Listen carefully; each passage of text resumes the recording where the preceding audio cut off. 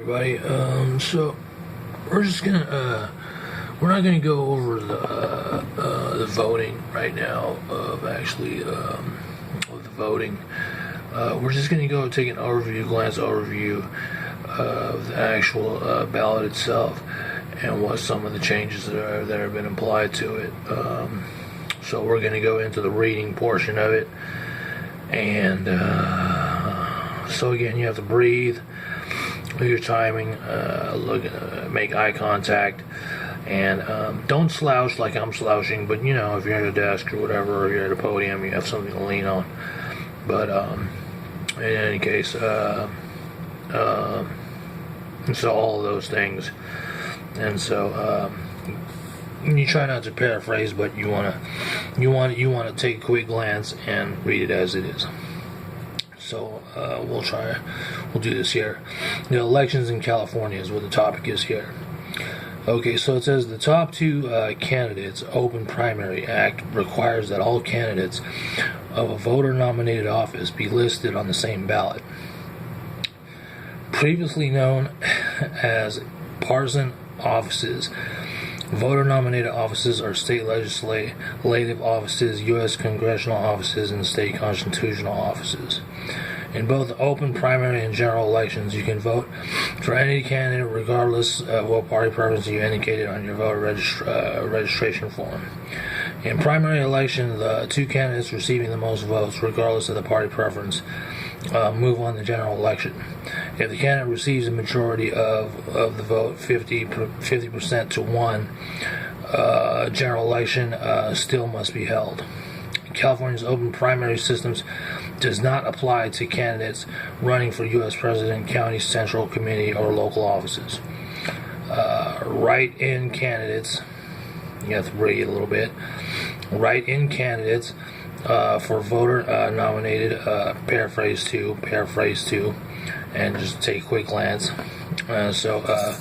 Write-in candidates for voter-nominated offices can still run the primary election. However, write-in candidate can only move onto the general election if the candidate is one of the two voter getters in the primary election. Additionally, there is no independent nomination process for the general election. Superintendent of Public Instruction of Nonpartisan Office. If a candidate for Superintendent of Public Infrastructure were to receive a majority of the vote, at least 50% to 1 at a primary election, then the candidate would be elected, and no general election would be held. Additional information on nonpartisan offices can be found below. California law requires the following information be printed in this guide. So that's one topic of the elections in California. So when you're reading, whether it be long, short, you don't want to put a specific guideline to it.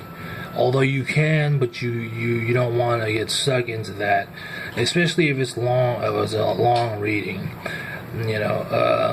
So say something in paragraph forms like this, where you can take one paragraph and just focus on the word for word for what it is, and without knowing what it is, and practice all of those things, and just do it like this last paragraph.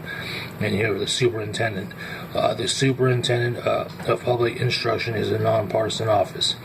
If the candidate for superintendent of public instruction were to receive a majority of the vote, at least 50% plus 1, that's in parentheses, at the primary election, then the candidate would be elected and no general election would be held.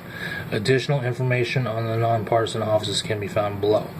So you see the differences in putting a guideline to it and not is almost kind of like, you kind of have to make a decision on how you read it and who your audience is, if you're reading it to yourself, if you have an audience, and such like that.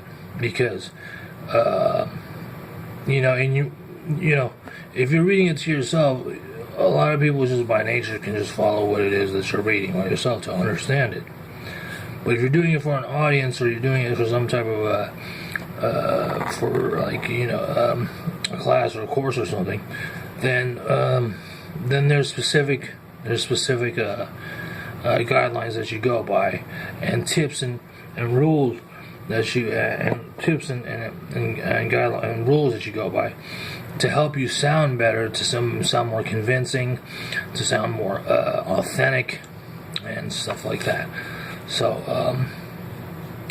that's that. That's what that is.